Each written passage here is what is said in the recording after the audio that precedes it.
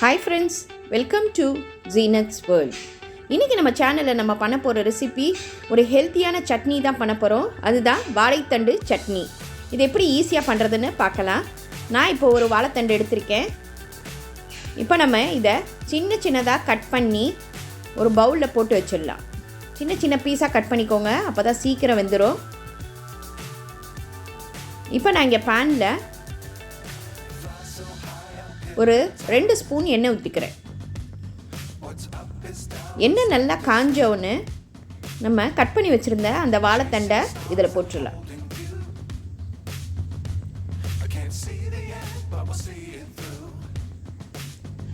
ஒரு 2 நிமிஷம் இது எண்ணெயிலே நல்லா வதங்கட்டும். வெளியில் வர தண்ணிலாம் நல்லா அப்படியே இருத்துரும். நல்லா வதக்கிட்டோன்னு 2 காஞ்ச மிளகா, ஒரு 2 துண்டு இஞ்சி, கொஞ்சமாக புளி, இது எல்லாத்தையும் சேர்த்து நல்லா வதக்கிக்கோங்க. வதக்கையிலேயே கொஞ்சமாக நம்ம உப்பும் தேவையான அளவு போட்டுக்கலாம்.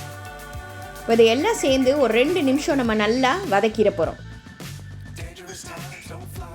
இப்போ எல்லாம் சேர்ந்து நல்லா வதக்கியாச்சு. இப்போ அடுப்பு ஆஃப் பண்ணிட்டு கொஞ்சம் ஆற விட்டுட்டு மிக்ஸி ஜாரில் போட்டுடலாம். இப்போ நம்ம சட்னிக்கு அரைக்கிற மாதிரி நல்லா நைஸாக அரைச்சி எடுத்துப்போம்.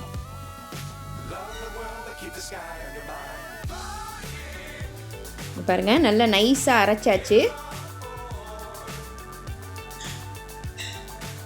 இப்போ நம்ம இதை ஒரு பவுலில் போட்டுக்கலாம். இப்போ நம்ம எண்ணெய் ஊற்றி கடுகு, உளுந்து, கருவேப்பிலையை போட்டு தாளித்து இதில் கொட்டிட்டோம். அவ்வளோதான், சூப்பரான வாழைத்தண்டு சட்னி ரெடி ஆயிடுச்சு. 10 நிமிஷத்தில் இதை நம்ம சட்டுன்னு பண்ணிடலாம். வாழைத்தண்டை பொரியலாக பண்ணி கொடுத்தா கூட பசங்கள்லாம் சாப்பிட மாட்டாங்க. இந்த மாதிரி சட்னி வச்சு கொடுத்தீங்கன்னா தோசை, இட்லிக்கெல்லாம் ரொம்ப விரும்பி சாப்பிடுவாங்க. இது ரொம்ப ஈஸியான ரெசிபி. இன்றைக்கி இதை ட்ரை பண்ணி பாருங்கள். லைக் பண்ணுங்கள், ஷேர் பண்ணுங்கள், ப்ளீஸ் சப்ஸ்கிரைப் பண்ணுங்கள். உங்கள் கமெண்ட் எனக்கு அனுப்புங்க. தேங்க்யூ.